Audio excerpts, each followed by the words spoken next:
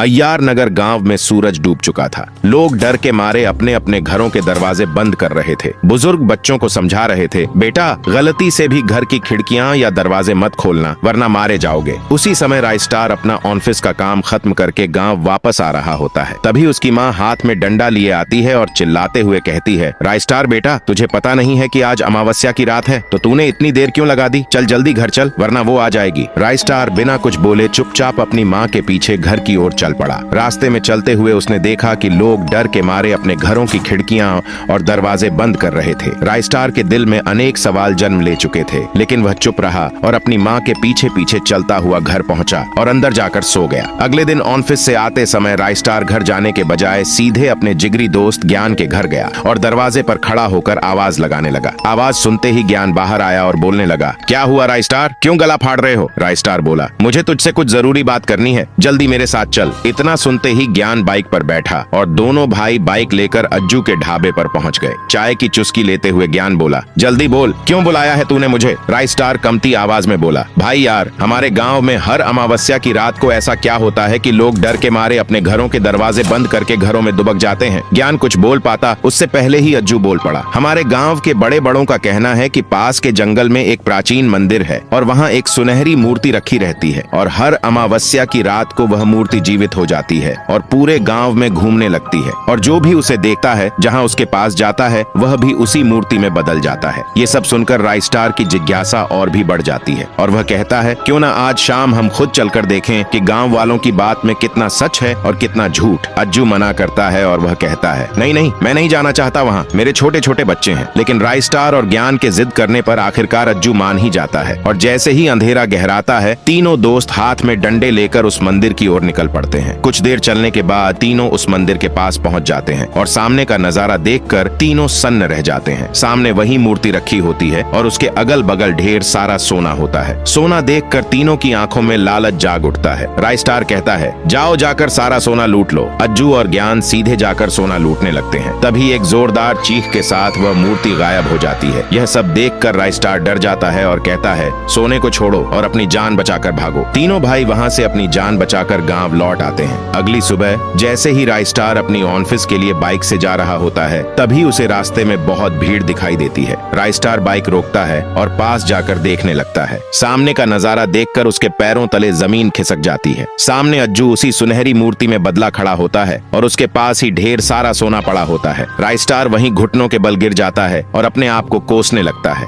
राइस्टार को रोता देखकर ज्ञान भी भीड़ के पास आता है और अज्जू की मूर्ति को देखकर सदमे में चला जाता है। अज्जू की मृत्यु के ठीक 10 दिन बाद दोनों भाई रात के ठीक 2 बजे राइस्टार के घर पर बैठकर अज्जू की मृत्यु पर चर्चा कर रहे होते हैं। राइस्टार ज्ञान से पूछता है, भाई तुम्हें कुछ पता है तो साफ साफ बता दो। ज्ञान की आवाज भारी हो जाती है और वह हकलाते हुए बोलता है, नहीं नहीं भाई, मुझे कुछ नहीं पता, मैं तो खुद उस दिन दूसरे गांव अपने मूसी के घर गया हुआ था। और इतना कहकर ज्ञान कहता है, चल ठीक है भाई, मैं अब अपने घर चलता हूँ, बहुत रात हो गई है। ज्ञान के जाते ही राइस्टार अपने कंप्यूटर में उस दिन की सीसीटीवी फुटेज देखने लगता है। वह देखता है कि ज्ञान और अज्जू सड़क पर खड़े कुछ बात कर रहे होते हैं। तभी फुटेज कट जाती है। ये सब देखकर राइस्टार का शक ज्ञान पर और भी बढ़ जाता है और दूसरी ओर ज्ञान बाइक लेकर उसी जंगल के रास्ते घर जा रहा होता है कि तभी अचानक उसके सामने ढेर सारा सोना प्रकट हो जाता है। ज्ञान बाइक रोकता है और पास जाकर देखने लगता है। तभी वह सोना हिलने लगता है और वही सुनहरी मूर्ति में बदल जाता है और ज्ञान की ओर बढ़ने लगता है और एक जोरदार वार ज्ञान पर कर देता है। ज्ञान की चीख पूरे गाँव में गूंज उठती है। और फिर अगले दिन राइस्टार के दफ्तर में एक आदमी घबराहट में दौड़ता हुआ आया। हाँफते हुए उसने कहा, राइस्टार भाई, ज्ञान भाई जंगल के बीचों बीच पत्थर की मूर्ति बने खड़े हैं। यह सुनते ही राइस्टार का दिमाग सुन्न हो गया। वह बिना एक पल गंवाए सीधे जंगल की ओर भाग पड़ा।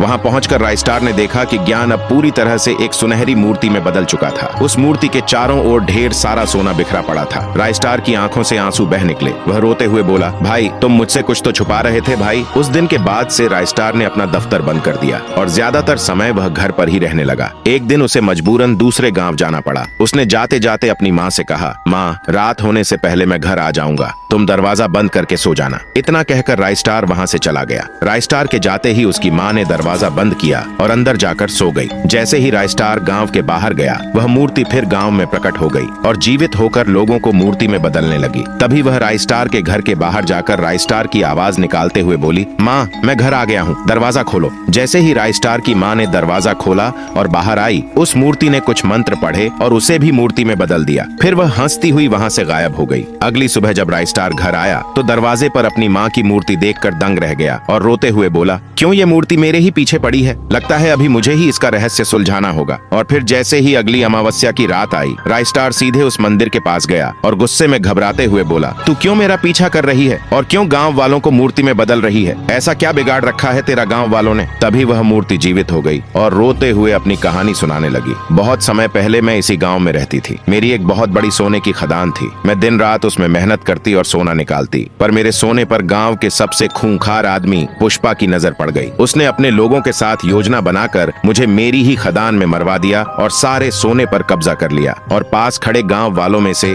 किसी ने मेरी मदद नहीं की, वे बस खड़े रहकर तमाशा देखते रहे। उस दिन से मैंने मन में ठान लिया कि मैं अय्यार नगर के हर एक इंसान को सोने की मूर्ति में बदल दूंगी। ये सब सुनकर राइस्टार बोला, ऐसा मत करना मेरी बहन, मैं तुम्हारी मदद करूंगा जो मुझसे हो पाएगा। राइस्टार की बात सुनकर वह थोड़ी शांत हो जाती है और फिर राइस्टार उसे अपनी योजना के बारे में बताता है कि कैसे वे दोनों मिलकर पुष्पा को हरा सकते हैं और उस खदान को वापस पा सकते हैं। और फिर अगले दिन राइस्टार उसी खदान में पुष्पा के पास गया और अपने घुटनों के बल गिरकर बोला, मालिक, गांव में ढेर सारा सोना मिला है। मुझे लगता है उस पर सारा हक तुम्हारा ही है, इसलिए मैं तुम्हें बताने आया हूँ। सोने का नाम सुनते ही पुष्पा की आंखों में चमक आ गई और वह बिना अपने लोगों के गांव की ओर निकल पड़ा। शाम होते होते वह गांव पहुंच गया। गांव पहुंचते ही उसे सामने ही वह सोने का ढेर दिखा। सोने का ढेर देखकर वह बबला हो गया और सोने की ओर दौड़ पड़ा और हंसते हुए बोला, इतना सारा सोना, अब मुझे अंबानी बनने से कोई नहीं रोक सकता। तभी वह सोना हिलने लगा और वही मूर्ति में बदल गया। मूर्ति को देखकर पुष्पा की सिट्टी बिट्टी उड़ गई। वह वहां से भाग पाता उससे पहले उस मूर्ति ने उसे वही सुनहरी मूर्ति में बदल दिया और उसे अपने साथ लेकर गायब हो गई। पुष्पा के जाने के बाद ज्ञान भी पहले जैसा हो गया और धीरे धीरे अज्जू भी,